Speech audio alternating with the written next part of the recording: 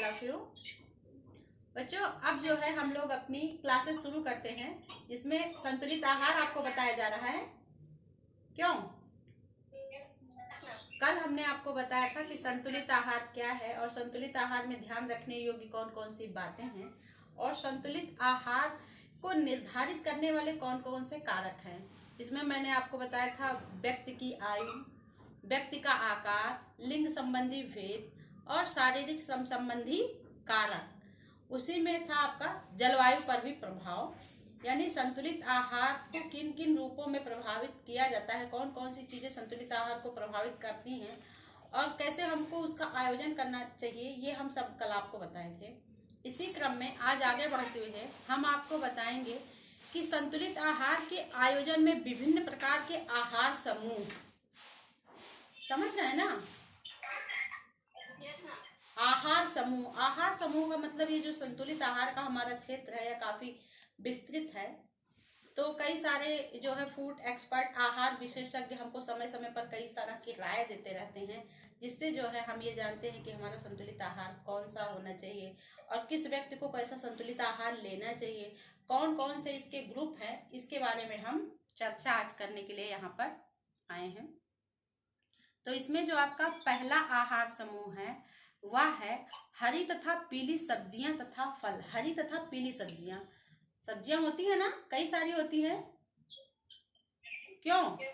आप इस्तेमाल करते हो अपने दैनिक जीवन में, रोज बनाते हो।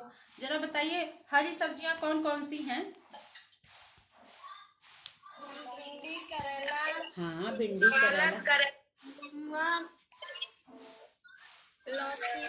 लौकी। और पीली सब्जियां कौन कौन सी हैं? पीली सब्जी कद्दू होता है, शिमला मिर्च भी पीला आता है ना, गाजर भी पीली होती है ना।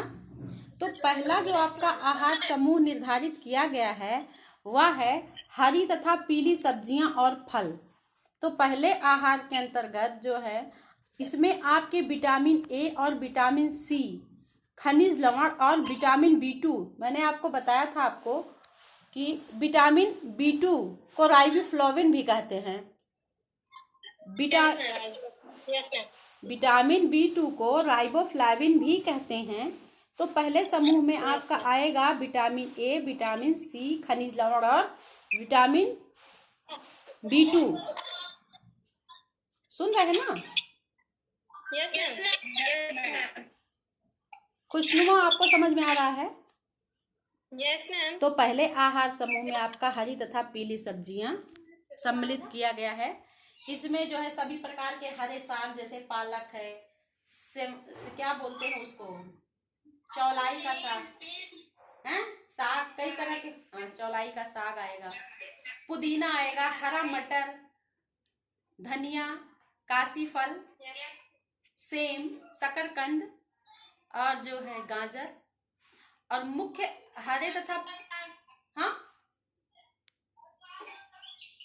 मुख्य फलों में आपका आम, पपीता और मौसम के फल, यही तो होंगे। तो पहला जो आपका आहार समूह आया वो हरी तथा पीली सब्जियां और फल। तो हरी तथा पीली सब्जियों के बारे में तो मैंने आपको बताया, जैसे साग, पुदीना, हरा धनिया, मटर, काशी फल, सेम, शकरकंद, भिंडी, टमाटर, करेला, तोरी, ये सब क्या है, हरी और पीली सब्जियों में आ जाएंगे ना। फिर उसमें आप फल डाल देंगे, यानी आम और पपीता और मौसम के फल। तो पहला आपका आहार समूह क्लियर हुआ। अगर आपसे प्रश्न किया जाए कि संतुलित आहार में पहले आहार समूह के अंतर्गत क्या क्या चीजें आती हैं तो आप क्या बताओगे?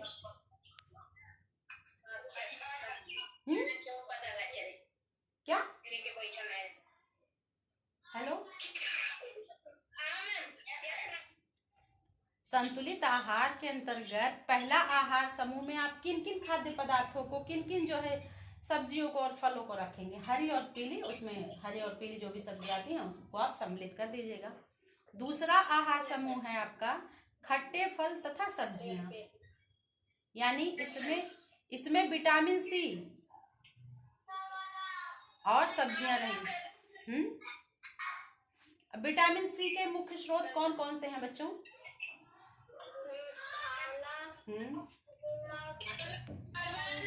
संतरा, आंवला, नींबू, संतरा, मौसमी, हाँ, सब ज्यादा पाए जाते हैं। अनानास, ये सब खट्टे फल जो होते हैं इसमें विटामिन सी प्रचुर मात्रा में पाया जाता है। Yes ma'am.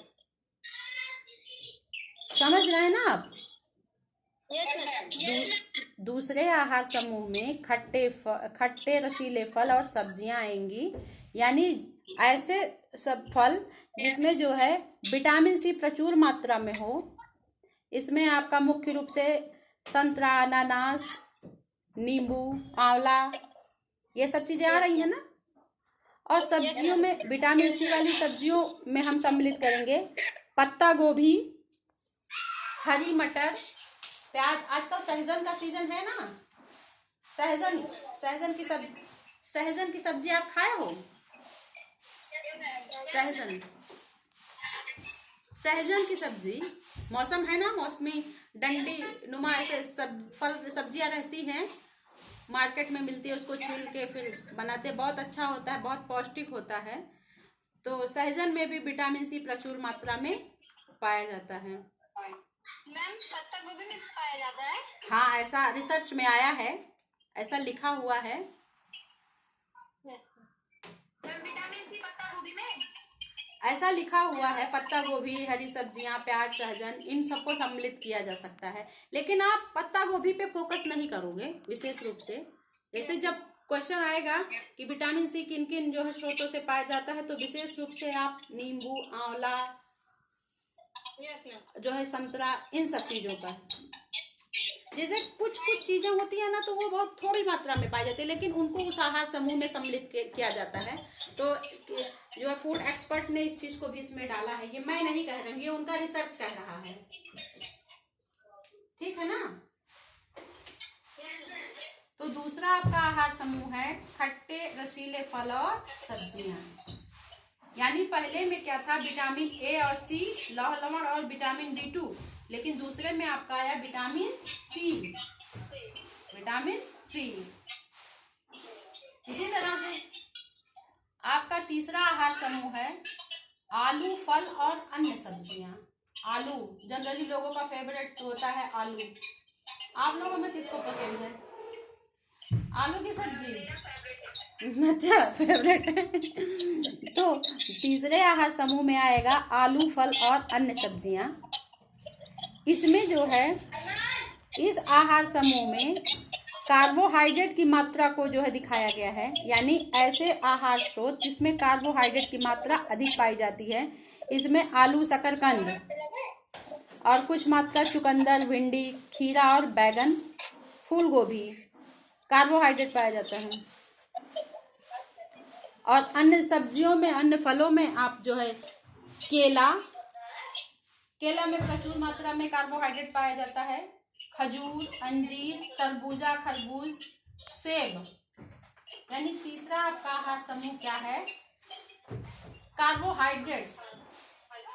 कार्बोहाइड्रेट में आपका आलू, फल और अन्य सब्जियां आएंगी। आलू, फल और अन्य सब्जियां। तो पहला आपका क्लियर हुआ, हरी तथा पीली सब्जियां और फल। दूसरे में खट्टे रसीले फल और सब्जियां। तीसरे आहार समूह में आया आपका आलू, फल और अन्य सब्जियां, जिससे आपको कार्बोहाइड्रेट प्रचुर मात्रा में मिल सके। तो तीसरा आहार समूह आपका क्लियर हुआ बच्चों?